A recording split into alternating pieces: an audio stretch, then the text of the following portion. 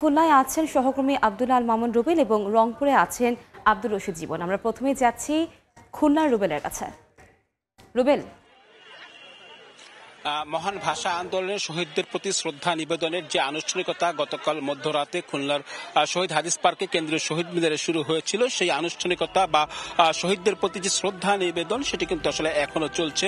আমরা দেখছি বিভিন্ন শ্রেণী পেশা বা বিভিন্ন সংগঠন, বিভিন্ন রাজনৈতিক দল, বিভিন্ন সামাজিক সংগঠনের যারা নেতৃবৃন্দ তারা কিন্তু এখনো আসছেন খুলনার এই কেন্দ্রীয় শহীদ মিনার যেটি শহীদ হাদিস পার্কে। এখানে তারা ফুল দিয়ে শ্রদ্ধা নিবেদন করছেন। আমরা সকাল থেকে দেখেছি বিভিন্নভাবে যারা এখানে এসছেন তারা কিন্তু পদযাত্রা করে এখানে এসছেন এবং তারা শ্রদ্ধা নিবেদন করছেন এবং তারা বলছেন যে 1952 সালে যে ভাষা আন্দোলন হয়েছিল তার যে চেতনা, সেই চেতনা কিন্তু আসলে এখনো তাদের মধ্যে আসলে রয়ে গেছে এবং সেই চেতনার মধ্যে দিয়ে কিন্তু ছাত্ররা যে আন্দোলন করেছিল 1952 সালের যে আন্দোলনের মাধ্যমে ভাষার নিজস্ব একটি ভাষা পেয়েছিল, সেই প্রেরণা থেকে কিন্তু আজকে 2024 সালে গণ অভ্যুত্থান করতে পেরেছে ছাত্ররা এবং নতুন বাংলাদেশ গড়ার তারা স্বপ্ন দেখছেন।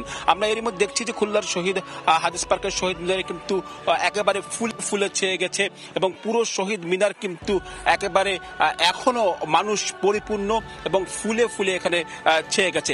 আমরা সকাল থেকে দেখেছি বিভিন্ন রাজনৈতিক দল, বিভিন্ন শ্রেণী পেশার মানুষ, বিভিন্ন সামাজিক সংগঠনের নেতৃবৃন্দ কিন্তু এখানে এসছেন এবং তারা কিন্তু এখানে ফুল দিয়ে শ্রদ্ধা জানাচ্ছেন এবং সারাদিন কিন্তু আজকে এই খুলনাতে নানা রকম আয়োজন রয়েছে। এই কিছুক্ষণ পরে এখানে একটি চিত্রাঙ্কন প্রতিযোগিতা হবে, এছাড়া রয়েছে অন্যান্য আয়োজনও রয়েছে। তো আমার কাছে এই ছিল খুলনা থেকে 21শে ফেব্রুয়ারি উপলক্ষে যে শ্রদ্ধা নিবেদন তার সবশেষ। আমরা এখন একটু যাব রংপুরে, সেখানে রয়েছেন আমাদের সহকর্মী আব্দুর রশিদ জীবন, তিনি জানাবেন সেখানকার কথা।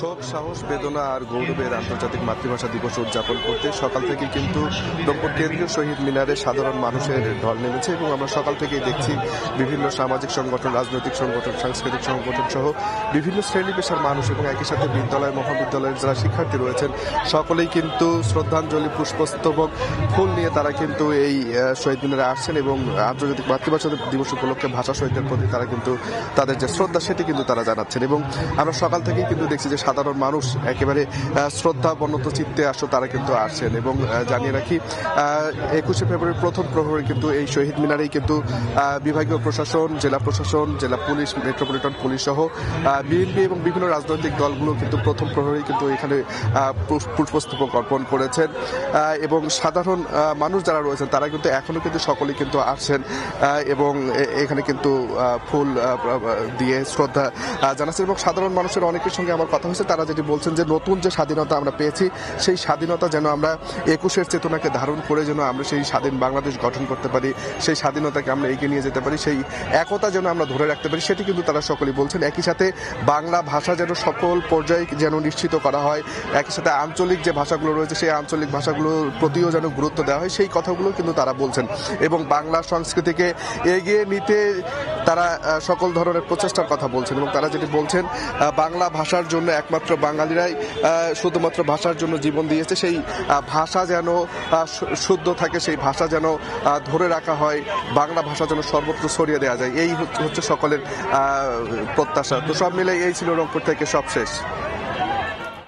মাতৃভাষা দিবসের খবর জানতে আমরা সরাসরি যুক্ত ছিলাম রংপুর থেকে এবং এর আগে আমরা যুক্ত ছিলাম খুলনা থেকে।